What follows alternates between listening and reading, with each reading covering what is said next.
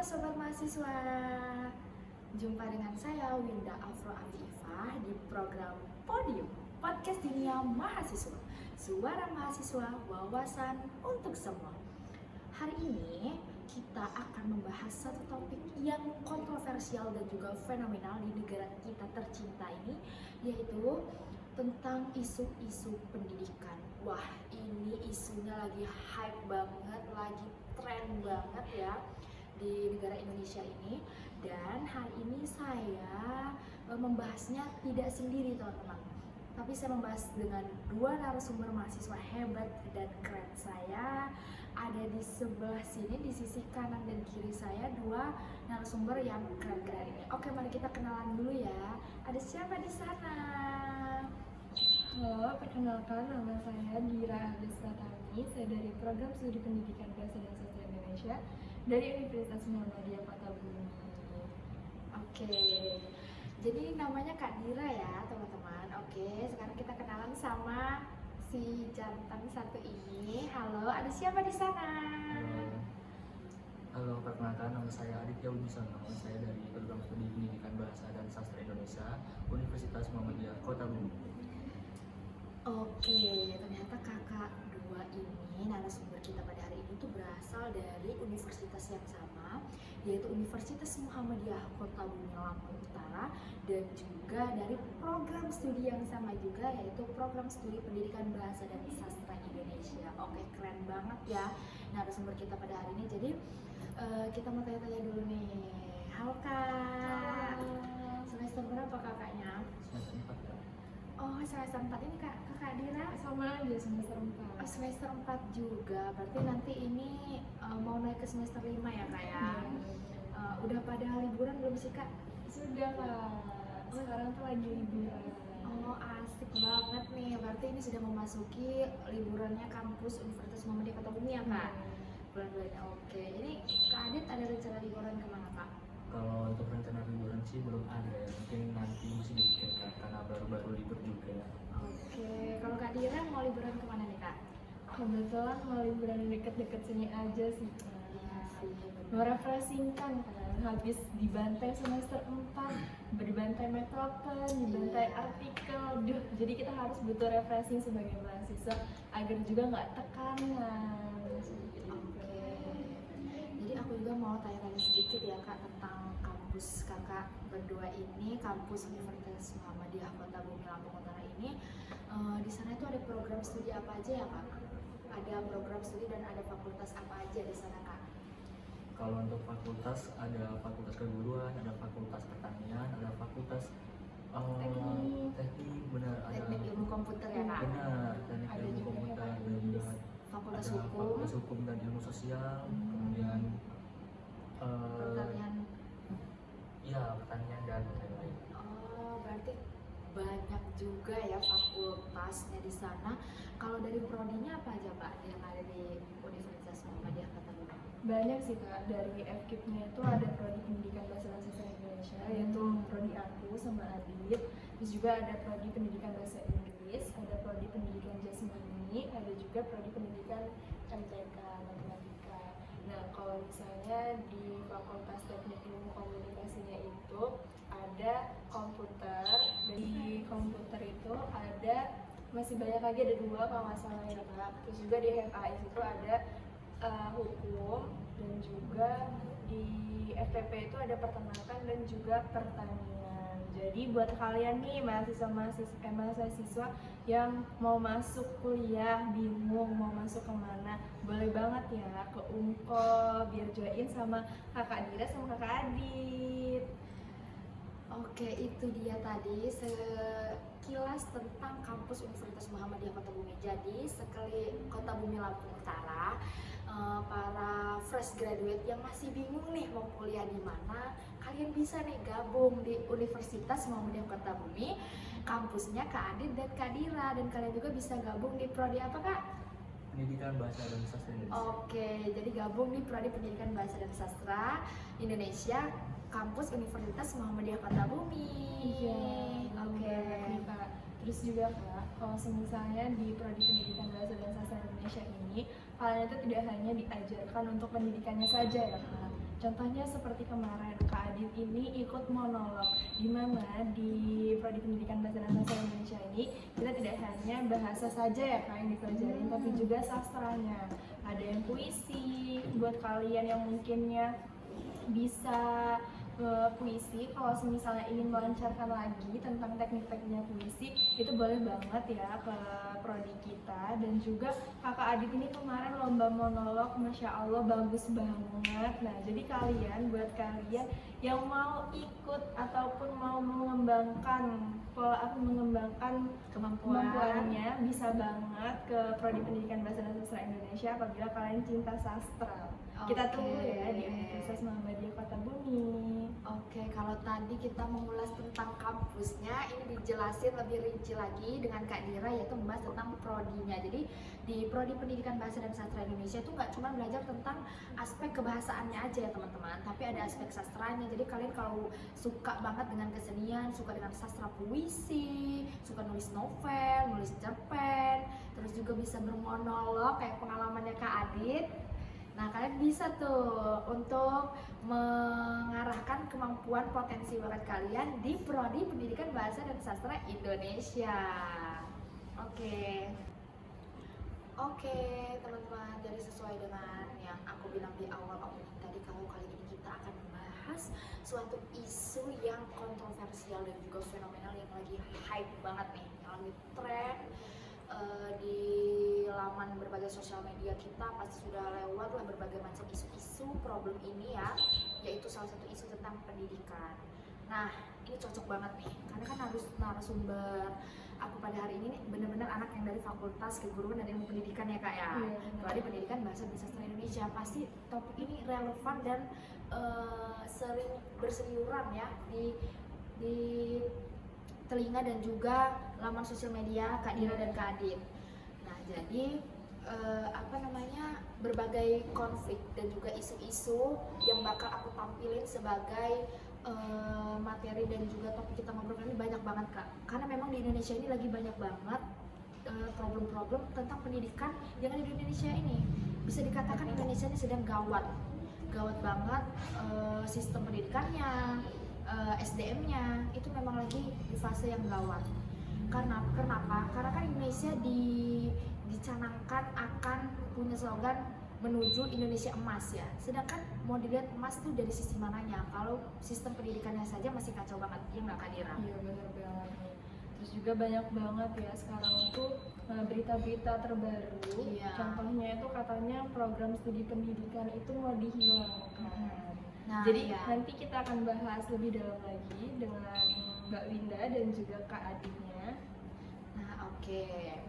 Jadi topik yang pertama kita akan bahas adalah tentang yang berikut ini. Lebih baik hapus jurusan pendidikan karena jurusan pendidikan udah tidak relevan lagi. Bukan gue yang ngomong, tapi pemerintah sendiri yang melakukan itu.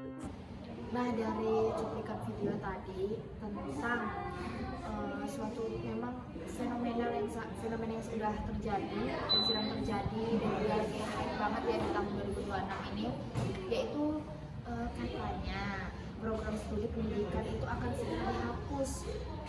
Pertama karena katanya lulusannya terlalu banyak yang sudah membludak, terus juga katanya jurusannya tidak relevan dengan perkembangan kebutuhan tenaga kerja Indonesia saat ini. Nah, jadi aku tuh mau langsung nanya nih ke narasumber kita, gimana sih pendapatnya soal dari cuplikan video tentang katanya prodi pendidikan itu akan segera dihapus, itu gimana Kak Dira? Baik, jadi pendapat saya tentang bagaimana sih program pendidikan ini bakal dihapus. Intinya bukan karena mahasiswanya yang terlalu banyak, tetapi mungkin sistem pengolahan dari pemerintahnya yang kurang baik. Jadi seharusnya pemerintah itu memikirkan lagi anak-anak mudanya yang mengambil jurusan pendidikan, karena nggak semua orang tuh kan mengambil jurusan pendidikan. Karena yang pertama gajinya itu saat Indonesia ini sangat kecil. Jadi kalau misalnya program pendidikan ini mau dihapus, mahasiswa yang sudah kuliah ini, yang sudah lulus ini, bagaimana kehidupannya? Terus juga katanya ada honorer mau dirumahkan. Jadi menurut saya tuh seharusnya kan guru honorer itu sudah berbaik hati ya, sudah mau loh sebulan itu cuma digaji 300 bahkan 500-an. Itu tuh menurut saya dalam pribadi saya ini kan memang dia udah berhati mulia kan, mau menjadi guru honorer itu saja sudah baik. Nah, lalu ini dibilangnya guru honorer ini mau dirumahkan. Jadi bagaimana sistem pemerintah ini yang baik? Katanya mau mensejahterakan guru. Nah, jadi bagian sejahteranya itu di mana? Benar, Pak. Contohnya nih ya Kak, kita sebagai mahasiswa ini kan bakalan lulus, bakalan mau mendapatkan pekerjaan. Kalau semisalnya honorer ini mau dihapus, P3 kan nggak dibuka, terus kami ini bagaimana? Katanya pemerintah dan juga presiden mau mengerjakan lapangan beribu, belas ribu, berjuta-juta lapangan pekerja. Tapi mengapa kami yang sudah mengambil jurusan pendidikan ini, mahasiswa-mahasiswa yang sudah lulus ini, sekarang ini malah bilangnya tidak relevan? Kenapa nggak dari terlebih dahulu? Kenapa baru sekarang? Nah, jadi menurut saya seperti itu. Mungkin nanti akan ditambahin oleh Kak Adit ya. Oke, itu dia tadi ya sedikit pendapat argumen dari Kak Dira soal topik kita kali ini. Kita akan dengarkan juga dari sisi Kak Adit. Gimana Kak Adit? Oke, baik. Jadi sedikit menambahkan saja, saya sangat setuju dengan pendapat dari Kak Dira mengenai masalah apa namanya itu tentang Sistem pemerintahan. sistem pemerintahan yang saat ini sedang kacau mungkin ya, dari segi pendidikannya juga yang katanya mau dihapus itu menurut saya harusnya pemerintah bisa membuat sistem pendidikan yang lebih baik lagi gitu, apalagi guru-guru sekarang itu banyak yang tidak kompeten dari segi dia memberikan materi pembelajaran ataupun apapun itu harusnya lebih diperbaiki lagi gitu, bukan malah dihilangkan atau dihapuskan ya. Izin menambahkan lagi ya. Nah, kebetulan nih ternyata ya guru-guru di Indonesia ini tidak sepenuhnya dari jurusan pendidikan. Contohnya tetangga saya kemarin, dia itu padahal jurusan ekonomi tapi bisa mengajar di SD. Padahal kan PGSD kan lulusan PGSD itu banyak. Tetapi ini ekonomi dia bisa mengajar SD. Itu karena apa? Karena jalur orang dalam. Jadi berarti bukan mahasiswanya, bukan juga jurusannya, bukan pendidiknya yang salah, tetapi karena oknum-oknum itu yang membuat membuat guru-guru yang ada di sekolah ini penuh. Soalnya tetangga saya kemarin itu Kak, cerita sedikit ya. Ya boleh banget. Boleh. Nah dia itu kemarin itu tuh mendaftar, padahal dia jurusan PGSD, lulusan dari Universitas Negeri Yogyakarta, ingin melamar di Ogan di SD dekat rumah saya itu tidak diterima. Tetapi karena memang ada temannya, dia itu akrab banget sama kepala sekolahnya, dia padahal jurusan ekonomi, dia bisa keterima menjadi pengajar dan pendidik di sini. Jadi bisa kita simpulkan memang bukan karena jurusan dan juga pendidiknya yang salah, tetapi memang karena ada beberapa oknum yang mensalahgunakan wewenangnya menjadi kepala sekolah. Jadi menurut saya itu sih. Waduh, ternyata dari satu topik ini bisa nyamber ke berbagai macam masalah pendidikan yang ada di negara ini ya teman-teman. Jadi yang bisa saya simpulkan tadi dari penjelasan dari Kak Dira dan Kak Adit ini, bahwa memang dari masalah tentang ingin dihapusnya prodi pendidikan di Indonesia karena dianggap sebagai terlalu banyak lulusan yang dihasilkan, juga jurusan yang dianggap tidak relevan. Benar, itu tidak relevannya dari sisi mana? Kan bisa kita lihat sebenarnya bukan karena faktor lulusan yang terlalu banyak, bukan karena juga karena faktor kurangnya sumber daya manusia. Banyak sumber daya manusia untuk mengajar, untuk mendidik itu banyak, cuman sistem negara ini yang memang sudah salah, yang memang sangat kacau, sehingga ada tadi problem yang Kak Dira bilang bahwa adanya tidak pemerataan mata pelajaran. Misalnya ada mata pelajaran bahasa Indonesia diajar oleh guru ekonomi, itu kan tidak nyambung ya Kak ya. Seharusnya ya itu ditempatkan dengan sesuai dengan keahlian bidang yang sudah dipelajari oleh jurusan sarjana tersebut. Kalau memang lulusan ekonomi ya sudah diarahkan ke pendidikan ekonomi. Adanya faktor eksternal tadi, yaitu faktor orang dalam, itulah yang menghambat perkembangan guru-guru di Indonesia. Sehingga banyaknya guru-guru yang tidak mendapatkan banyaknya calon guru ya. Saya tekankan, bukan ini belum menjadi guru tapi baru calon yang ingin mengabdikan ilmunya, tapi karena faktor eksternal tadi, faktor orang dalam tadi sehingga menghambat. Ujungnya murid pun yang akan mendapat dampaknya. Yang harusnya pembelajaran itu dapat terjadi dengan totalitas, dengan konsistensi, tapi karena diajar oleh orang yang tidak kompeten di bidang tersebut, akhirnya pembelajaran tersebut menjadi kurang efisien, menjadi kurang bermutu karena diajar oleh guru yang tidak tepat, seperti itu. Jadi yang perlu saya tekankan di sini adalah karena sistem dari pemerintahan Indonesia juga yang belum peka dan peduli terhadap tenaga pendidik, jadi malah mereka mengambil jalan pintas untuk menghapus sumber kelahiran berbagai tenaga pendidik itu ingin dikurangi, tapi sedangkan para pendidik ini dibiarkan menganggur, dibiarkan tidak mempunyai pekerjaan, ingin menjadi guru malah dipersulit, P3K, CPNS semuanya dipersulit, adanya tindak kecurangan dalam tes-tes tersebut, dalam pemilihan calon-calon guru tersebut. Kemudian juga adanya guru honorer yang diabaikan yang tadi disinggung oleh Kak Dira ya, banyak juga.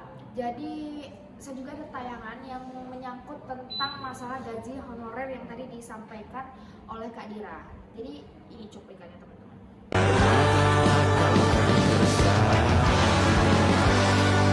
Bagaimana nasib kami, Bu? Perjuangkan kami. Kami menjadi honor murni yang dihitung gajinya itu 30.000. Nah, dari video yang aku tampilkan tadi itu cukup miris banget ya Kak, dan sempat memang lagi viral banget, yaitu dimana pegawai-pegawai SPPG MBG program Presiden Kita Tercinta itu yang memang sekarang lagi terjalankan ya dengan berbagai kontroversi dan masalahnya, itu pegawai-pegawai SPPG MBG itu membandingkan gaji mereka yang merasa jumawa, merasa besar kepala karena gaji mereka itu lebih tinggi dibanding dengan para guru. Jadi mereka benar-benar menampilkan ini, kami pegawai MBG itu gajinya lebih tinggi dibandingkan guru honorer. Ya memang berdasarkan sepengetahuan saya dan juga didasari oleh cerita teman-teman saya dan juga orang-orang di lingkungan saya, kalau gaji pegawai MBG, SPPG itu bisa mencapai range 3 juta sampai 5 juta per bulannya. Sedangkan kita lihat untuk gaji-gaji honorer itu di wilayah saya itu sebulannya hanya mencapai paling rendah itu 150.000 sebulan. Bahkan paling tingginya tuh 500.000, nggak mencapai angka jutaan. Dari masalah ini, itu gimana nih pendapat dari Kak Adin? Oke Kak. Menurut pendapat saya ini sangat amat memprihatinkan, apalagi dari pegawai-pegawai SPPG ini yang tadi gajinya mencapai 3 juta per bulan dibanding dengan guru honorer yang cuma 150 sampai 500 itu sangat apa ya, kasihan gitu. Apalagi guru-guru honorer ini hidupnya sudah sangat lelah, sudah sangat mungkin dari gaji itulah dia makan, dan kebutuhan itu dia dari situ. Jadi gimana ya, sangat amat memprihatinkan lah gitu. Iya benar banget sih Kak. Jadi memang dari video yang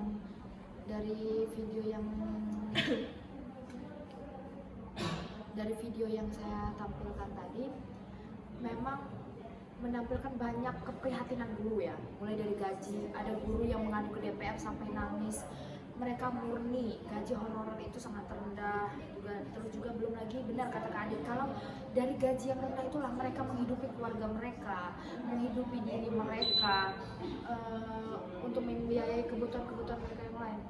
Itulah jadi titik bagaimana pemerintah kita ini masih sangat kurang perhatian dan kurang pekanya terhadap guru-guru yang masih statusnya sebagai guru honorer. Walaupun honorer bukan berarti bisa disepelekan ya Kak ya. Berarti kalau pendapat Kak Dira gimana Kak? Kalau menurut saya juga benar kayak memprihatinkan, dan juga kan kita sebagai guru honorer juga kan pastinya lulus S1, tidak sebanding dengan uang yang kita keluarkan selama kita berkuliah. Lalu kita juga kan butuh bensin ya Kak. Jadi menurut saya 150.000 sampai 300 itu tidak menutupi uang bensin kita. Tapi karena hati guru ini sangat mulia, jadi dengan walaupun dia cuma digaji 300 per bulan, dia tetap melakukan hal itu karena memang tulus hati dan niatnya dia. Dan juga betul kata Kak Windanya bilang kalau misalnya pemerintah ini kurang perhatian terhadap pendidik-pendidik yang ada di Indonesia, malah dia lebih menyuruh kepada MBG yang ada makanannya.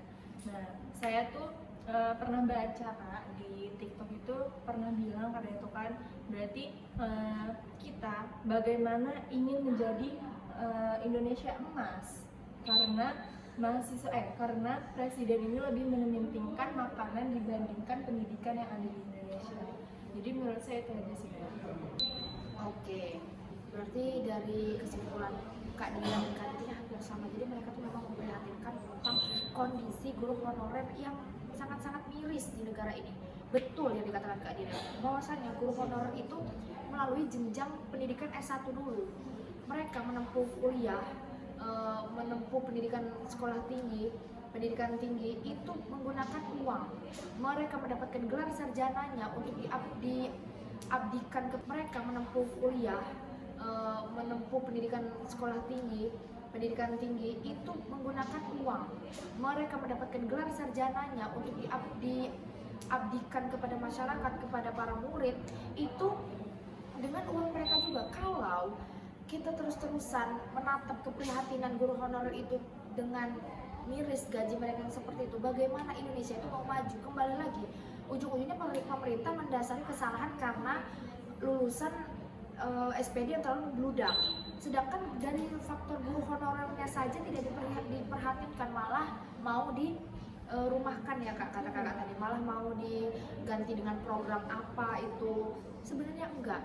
Banyak loh guru-guru yang memang murni hatinya itu bersih untuk mengabdikan dirinya kepada pendidikan Indonesia, melihat bahwa banyak anak-anak di negara kita tercinta ini yang masih kurang pendidikannya.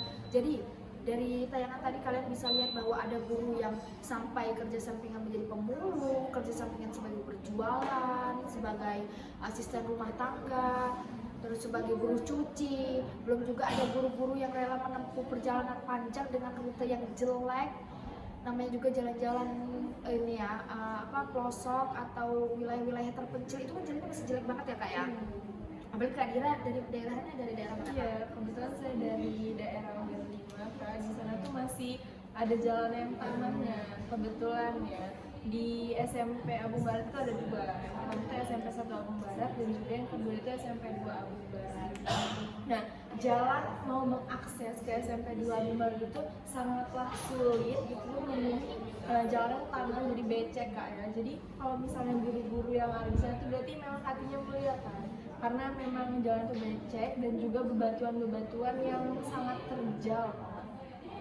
Kalau dari sekolah Kak itu gimana Kak tentang rute jalannya, kondisinya? Oke, kalau dari di daerah saya itu sama juga sebenarnya, masih banyak jalan-jalanan yang tertutup tanah, belum jadi aspal ataupun batuan gitu. Jadi masih banyak siswa ataupun guru yang sangat kesulitan untuk mendapatkan akses ke sekolah tersebut. Oke, nah itu dia tuh, pemerintah harus melek dengan kondisi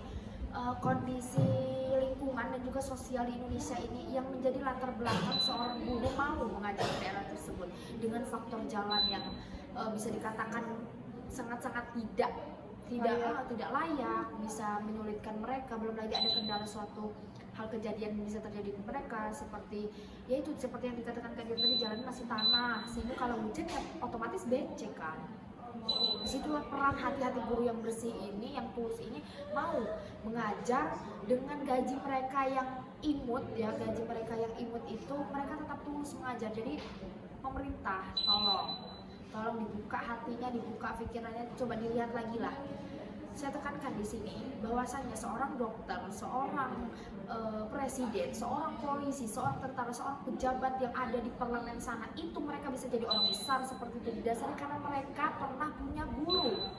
Begitulah peran besar seorang guru sehingga bisa menciptakan, bisa melahirkan generasi-generasi hebat penerus bangsa Maka untuk itu berterima kasihlah pemerintah kepada guru-guru di Indonesia ini yang mereka tetap mau mensumbangsihkan tenaga dan pikiran mereka. Walaupun gaji mereka bisa dikatakan tidak layak dan tidak manusiawi, tapi mereka tetap mau untuk mengajar di daerah tersebut ya Kak ya. Semoga lah kedepannya pemerintah kita bisa lebih sadar, bisa lebih memperhatikan kondisi guru, karena menurut riset yang saya baca ya di sini Kak, kalau guru itu punya tekanan dari segi finansial, psikologis, belum lagi dari masalah lain, itu juga berpengaruh kepada mengajarnya. Iya, pada kegiatan belajar dan mengajarnya. Karena betul yang dikatakan Kak Adi tadi kan, guru tuh bisa dikatakan lelah, capek ya Kak kan. Jadi kalau mereka saja sudah pulang pergi itu berkilo-kilometer dengan jalan kaki, mereka sudah datang ke sekolah dengan keadaan capek, bagaimana mau mengajar di sekolah itu dengan optimal, dengan totalitas seperti itu. Belum juga mereka harus memikirkan masalah-masalah mereka di rumah. Jadi kesejahteraan guru itu harus dipertimbangkan dan juga diperhatikan oleh aparat pemerintah. Oke. Nah, jadi dari dua topik yang kita bahas tadi itu ternyata saling berkesinambungan ya Kak ya. Pertama tadi tentang katanya jurusan SPD pendidikan yang ingin dihapuskan karena tidak relevan. Terus kita korelasikan dengan pembahasan kita yaitu tentang guru honorer yang sangat memprihatinkan sekali keadaannya dan juga kondisinya. Belum juga guru-guru yang ada di pelosok sana yang kurangnya perhatian dari para aparatur pemerintah. Kali ini aku akan mengambil satu topik terakhir, yaitu tentang, kalau tadi kita membahas tentang gurunya, kita akan melihat ke sudut pandang siswanya Kak. Jadi ada satu problem nih, kalau ternyata sekolah-sekolah di pelosok, keadaan-keadaan sekolah, lingkungan, terus yang ada di pedalaman itu kurang dapat perhatian, sehingga dapat dikatakan dalam kondisi yang memprihatinkan. Cuplikan videonya ini dia.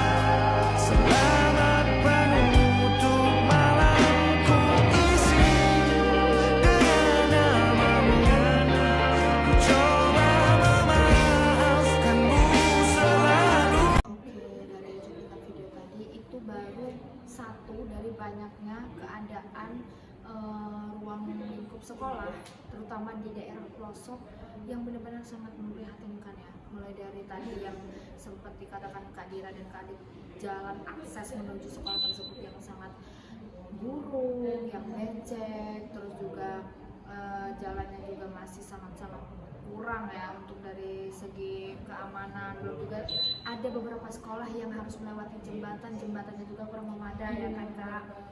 Dan kalau kita lihat dari video tadi itu sih benar-benar keadaan kelas yang sangat-sangat memprihatinkan ya. Seperti atapnya tidak ada kursi, tidak ada fasilitas memadai yang lain, tapi kita bisa lihat di situ Kak, siswa-siswanya tetap ya antusias untuk tetap mau sekolah. Jadi gimana pendapat Kak Dira? Menurut saya fasilitas itu memang harus disamaratakan ya Kak, dari yang kota maupun yang dari pelosok desa. Karena kalau misalnya siswa-siswa yang dari pelosok ini kan memang sangat banget tuh bergiat ya, sangat excited untuk belajar walaupun kondisi sekolahannya itu atapnya geribik, terus di dindingnya juga dinding dari kayu dan bawahnya juga tidak ada tanah sama sekali. Dibandingkan dengan fasilitas-fasilitas yang ada di kota berbeda banget. Mereka itu memiliki plafon, terus juga atapnya atap yang sangat bagus, keramiknya juga ada keramik, lapangannya juga bagus dan sangat berbeda. Jadi bisa kita lihat dari video tersebut bahwa masyarakat yang mungkin miskin akan kembali miskin, lebih miskin-miskinnya. Jadi seharusnya sistem pemerintah ini bisa meratakan fasilitas-fasilitas yang ada di Indonesia ini, dari mulai di kotanya maupun di pelosok desanya, sehingga murid-murid ini tidak ketinggalan zaman dengan yang ada di kota. Menurut saya itu sih Kak. Mungkin Kak Aditnya mau minta tambahan. Oke, silakan Kak Adi ditambahkan. Oke, mungkin saya sangat sependapat dengan pendapatnya Kak Dira terkait tadi yang dari sekolahnya itu mungkin dari segi fasilitas itu sangat memadai untuk yang ada di kota, kemudian yang terbalik dengan yang ada di desa-desa gitu, yang ada di pelosok ataupun nah dari harusnya Fenomenanya ini ya, kita bisa fenomena lihat. itu harusnya pemerintah sadar gitu mengapa yang diutamakan adalah MBG, makan siang gratis yang tadi disebutkan tadi itu. Nah apakah tidak terpikirkan untuk memikirkan soal anggaran MBG itu dialihkan ke fasilitas untuk sekolah-sekolah yang ada di pelosok-pelosok gitu? Apakah pemerintah itu tidak sadar dengan hal itu atau buta atau bagaimana? Itu ya mungkin itu saja menurut saya. Iya benar banget ya Kak. Ternyata di sini adanya suatu hal yang kurang diperhatikan, di mana pemerintah terutama presiden itu lebih mengutamakan soal MBG makan siang gratis daripada fasilitas. Mungkin di berbagai pemikiran orang itu ada program MBG ini ada pro dan kontranya. Mungkin dari sisi orang-orang yang pro itu menguntungkan mereka, karena ada juga beberapa anak sekolah itu yang dari rumahnya tidak sarapan, tidak makan, sehingga program MBG ini memang benar-benar membantu untuk orang-orang rumah yang tidak menyediakan makan sarapan untuk anaknya, itu bisa disediakan di sekolah. Tapi kontranya, dari anggaran MBG yang terlalu besar ini, yang terlalu besar untuk dialihkan ke program MBG, sehingga pada faktor fasilitas sekolah dan juga kesejahteraan guru itu malah tidak diperhatikan sama sekali oleh pemerintahannya.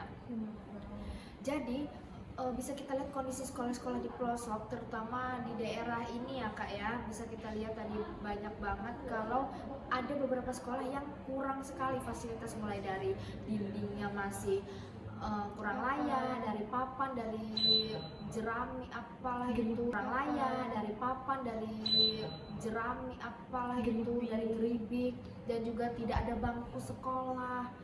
Bagaimana anak-anak mau fokus, mau mengerjakan tugas, mau sungguh-sungguh belajar. sekolahnya kalau dari fasilitasnya saja kurang membuat mereka nyaman? Bisa kita bandingkan dengan kehidupan lain, yaitu di sekolah-sekolah kota yang lebih bisa mendapat perhatian, lebih layak, gedung-gedungnya bagus, terus menerus setiap tahunnya renovasi, mendapat anggaran dana dari pemerintah, mendapat bantuan sehingga terus berkembang. Itu membuat kita tersadar, apakah hanya daerah kota saja yang diperhatikan karena menjadi pusat yang sering didatangi oleh pemerintah segala macam, sehingga daerah-daerah pelosok itu kurang teramati, kurang diperhatikan. Itu bagaimana? Seperti itu kan. Jadi pentingnya peran pemerintah di sini untuk kembali memperhatikan keadaan sekolah-sekolah di pelosok, perlunya kunjungan-kunjungan, perlunya pemerataan dana, sehingga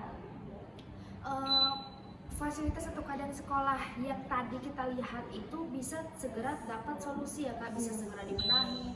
Belum juga akses jalan harus diperhatikan, seperti ada loh sekolah-sekolah yang harus melewati sungai, jembatannya rusak, ambles, segala macam, dan juga keadaan sekolahnya. Dan perlu kita apresiasi di sini betapa masih menyala dan membaranya semangat siswa dan juga guru yang tetap mau mengajar di sekolah tersebut, tetap mengabdikan ilmunya, siswa-siswa tetap semangat. Perlu kita apresiasi, dan semoga pemerintah dapat lebih peka, pemerintah dapat lebih peduli lagi terhadap masalah-masalah pendidikan di Indonesia ini. Oke teman-teman, jadi tadi dalam podcast ini dari obrolan kita tadi ada 3 topik ya Kak yang kita bahas, yang kita angkat nih dari podcast pembicaraan ini. Pertama tentang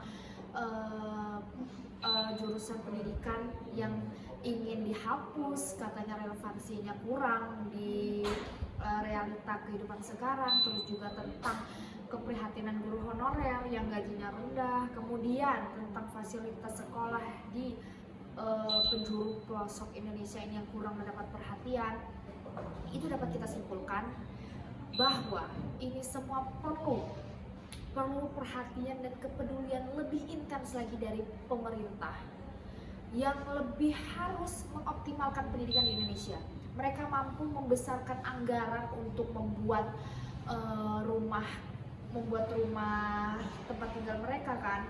Mereka lebih mengutamakan untuk pembangunan IKN yang sekarang sia-sia, kemudian mereka membangun lebih gedung-gedung DPR, gedung-gedung pemerintahan. Mereka bisa mengoptimalkan hal tersebut, dan juga mereka juga harus bisa mengoptimalkan soal kelayakan pendidikan di Indonesia ini, mulai dari faktor gurunya, kemudian dari faktor pengajarnya, kemudian dari faktor sistemnya, kurikulumnya, dan juga kondisi kelayakan fasilitas sekolah yang dapat menunjang kesuksesan dan juga keoptimalan dari program kegiatan belajar dan mengajar di Indonesia ini ya Kak. Oke, itu tadi sangat seru ya pembahasan pendidikan kita pada hari ini. Semoga kakak-kakak ini kedepannya bisa lebih sukses, bisa jadi tenaga pendidik yang hebat-hebat tentunya Kak. Oke, jadi semoga kedepannya Kak Adi dan Kak Dira lebih sukses ya Kak, kuliahnya lancar, kita bisa cerita-cerita lagi, kita bisa berbagi info lagi untuk wawasan di podium kita, podcast Dunia Mahasiswa, Suara Mahasiswa, wawasan untuk semua. Terima kasih.